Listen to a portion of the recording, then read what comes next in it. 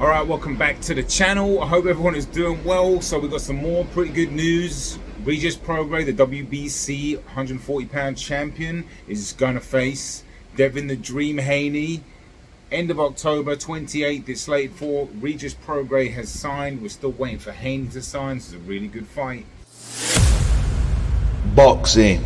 All right, welcome back. Shout out to all the subscribers. Big up to anybody new locked in. Boxing continues its great run. This is an excellent fight at 140 pounds for Regis Prograis' title, as I mentioned.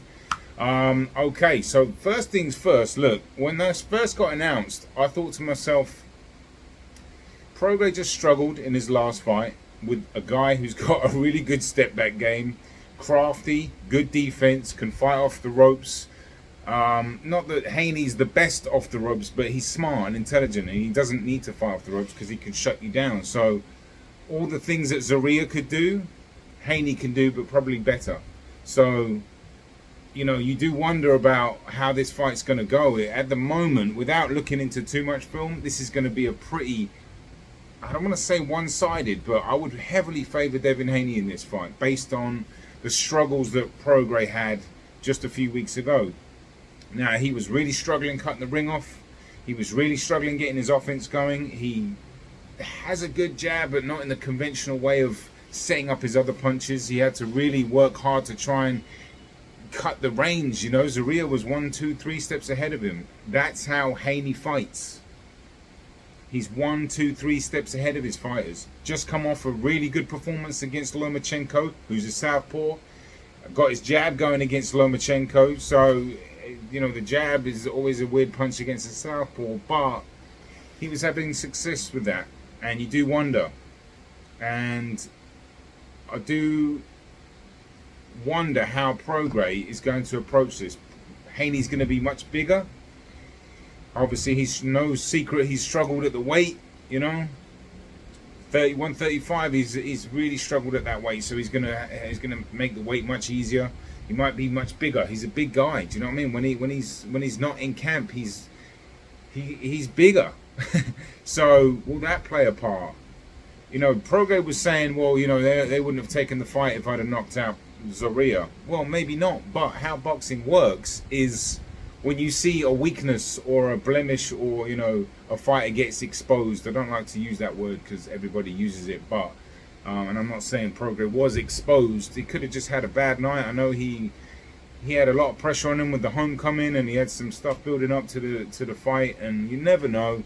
It's just one of those things. It's just about every fighter has bad performances, you know. But this is when fighters can come in and go, oh, we can take advantage of that. There's nothing wrong with that. That's part of the sport. That's how it works. You know, you see a fighter slipping a little bit, and the management team or the fighter or the trainer, they're like, well, yeah, we could definitely have some of that. That seems like what Haney's camp has done. I've got no issues with it. That's boxing, you know. That's what you're supposed to do sometimes. You think, yeah, we can beat him. Haney's a confident guy. You know what I mean? He's a really good fighter. I had him when I watched the Loma fight before the fight was made, months before. I picked Loma slightly. Then I changed my mind to Haney, and then right at the last minute, I was like, oh, maybe I think Loma. It ended up being a really close fight. It could have gone either way. The night of the fight, I scored it for Haney by I thought going into the 12th, whoever wins that wins the fight. Watched it back and actually scored it. Came up with a draw. Didn't have a problem either way. A lot of people thought it was Loma win. Some people thought it was a robbery. I disagree with that. No way. There was a lot of swing rounds in there, you know. He fought a hell of a fight. I think he gets not enough credit for that, actually, because I know Loma came on really strong, and the rounds he had were definitely more decisive for sure. But there's still 10-9 rounds.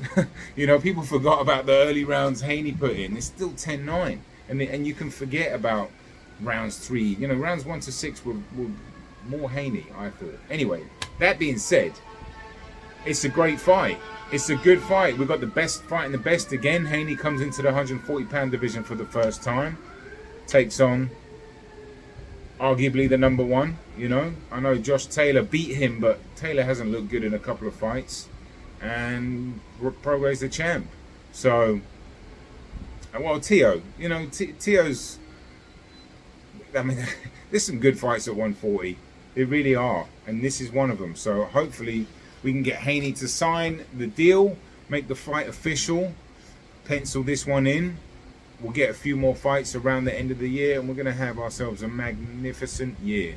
It really is such a joy right now. I'm loving it. I love the sport of boxing and where it's at right now. It is great. Mind the train that comes by every couple of minutes, especially this time of day. We're in New York City right now. It's a little gloomy, but it was a beautiful day. But anyway, Regis, what he can do, what he should be thinking about doing, okay, in training camp if this fight does get, you know, finalized, which it probably will. He's got to find a way to cut the ring off, okay? They need to drill this a little bit in training because, you know, it just seemed like it was just forgotten in that fight against Zorrilla. He's got to find a way to close the distance a little bit better. You've got to get creative sometimes. It's really difficult against somebody with like Haney's fast processing speed of his mind, his longer reach, his jab, his quickness, speed and quickness. It's going to be very difficult for Prograis to have any success. And like I said, Haney is very clinch happy, whether you like that or not. He is, and that is a skill in itself. He knows how to do it, he knows when to do it, and he knows why to do it. And you know, Zorrilla was able to really defend himself quite well on the ropes against Prograis at times, but he didn't get there often. I can imagine Haney doing the same thing, just not as open. Like he won't probably let Prograis tee off; he'll just shut him down.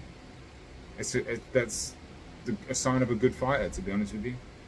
That's intelligent boxing.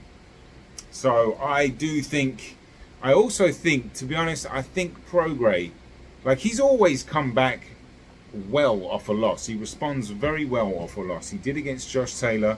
He just wanted to get his belts back. I was following him quite hard on social media, and I was like, that is a hungry fighter. He really wants his belt back. But you do wonder when that hunger and desire does not end, but taper off a little bit, you know. Meaning, you know, like he just had a poor performance. He still got the belt.